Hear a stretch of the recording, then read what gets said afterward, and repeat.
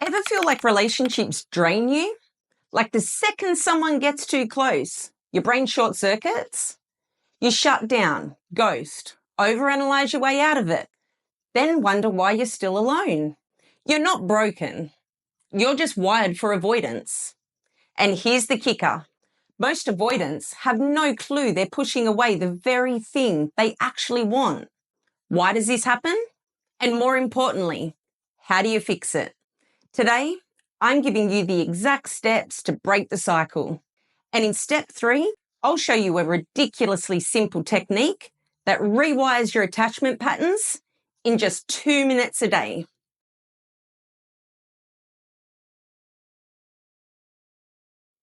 Most avoidants didn't grow up seeing a healthy relationship. If your parents or caregivers were emotionally distant, inconsistent, or thought love meant keeping you alive and calling it a day, then yeah, no wonder intimacy feels like a trap. So now as an adult, deep emotional connection feels unnatural or even threatening. And the worst part, if you've never seen secure attachment in action, you might not even realize your survival mode is sabotaging your relationships. And let's be real, while everyone else is out here planning weddings, you're dodging what are we conversations, like it's an Olympic sport. Or maybe you meet someone great and suddenly every tiny thing about them annoys you. Sound familiar? It's like being handed IKEA instructions for a spaceship, except half the parts are missing, and no one told you what a spaceship actually is. But by the end of this video, you'll finally understand why avoidants struggle, and more importantly, what actually works to fix it. Now, before we get into the steps, let's set the record straight. In my opinion, fully healed isn't a thing. You don't wake up one day suddenly craving emotional intimacy like a rom-com character. That's not how this works. Avoidant attachment isn't a personality flaw. It's an outdated survival mechanism. Your brain wired itself to avoid emotional dependence because at some point, that felt like the safest option. But the good news? You can rewire it. Most people won't tell you this, but healing isn't some finish line you cross. It's a series of small wins that stack up over time. And later in this video, I'll show you how to track those wins so you don't get discouraged. Why is healing so damn hard? Because avoidants are running on faulty programming. These 3 insights will change how you approach connection forever. Recognize your avoidant strengths. Avoidants get a bad rap. People think you're cold, distant, emotionally unavailable, but in reality, a lot of your traits are actually strengths. You're independent. You don't need anyone. Amazing, right? Until you realize that needing people is actually kind of nice. Ever been sick alone? You're wrapped in a blanket burrito, shivering, hallucinating, and your fridge is full of expired sauces. Hyper-independence feels great until you're drinking some mystery tea and wishing you had someone to grab you some soup. But that same independence gives you something valuable, the ability to set boundaries. And boundaries are key to healthy relationships. You have to learn what secure attachment looks like. Avoidants mistake intensity for love and distance for safety, which means if someone is emotionally stable, communicates their needs, and doesn't play games, you might think they're boring.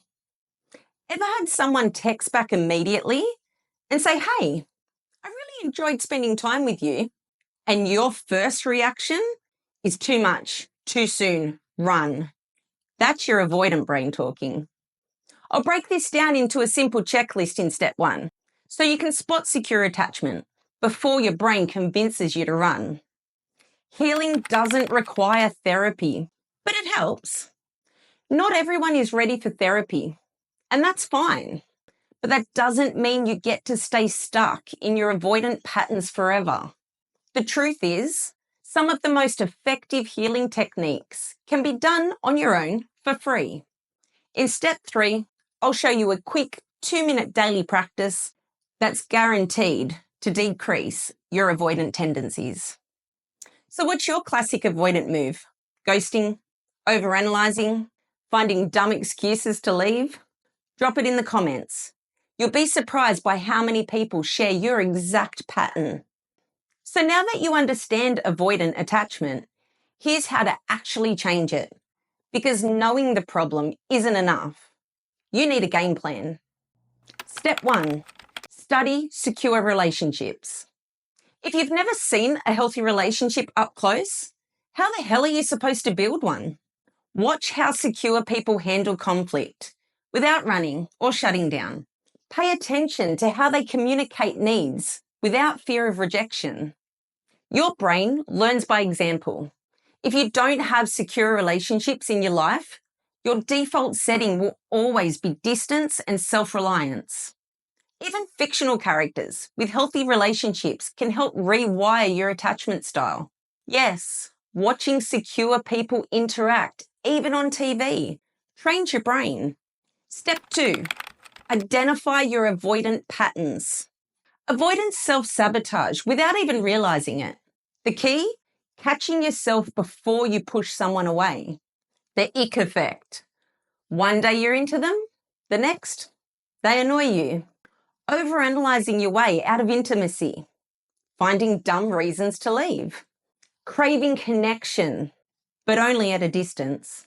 So what can we do? Keep a notes app or journal of moments when you catch yourself pulling away.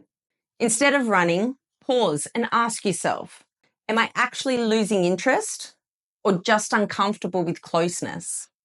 Step 3, practice small acts of connection. This is the real game changer. Deep intimacy is too much, too fast for avoidance. You have to start small. So start responding to texts sooner than you normally would.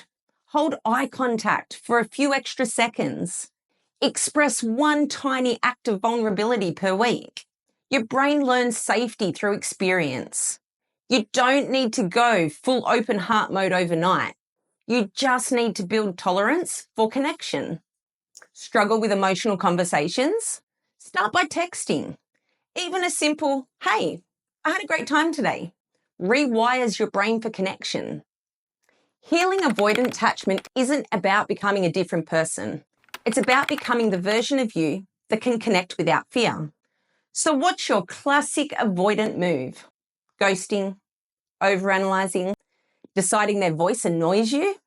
Drop it in the comments. I promise you're not the only one. And if this video called you out a little, hit like, subscribe, and send it to your most avoidant friend if they haven't ghosted you yet.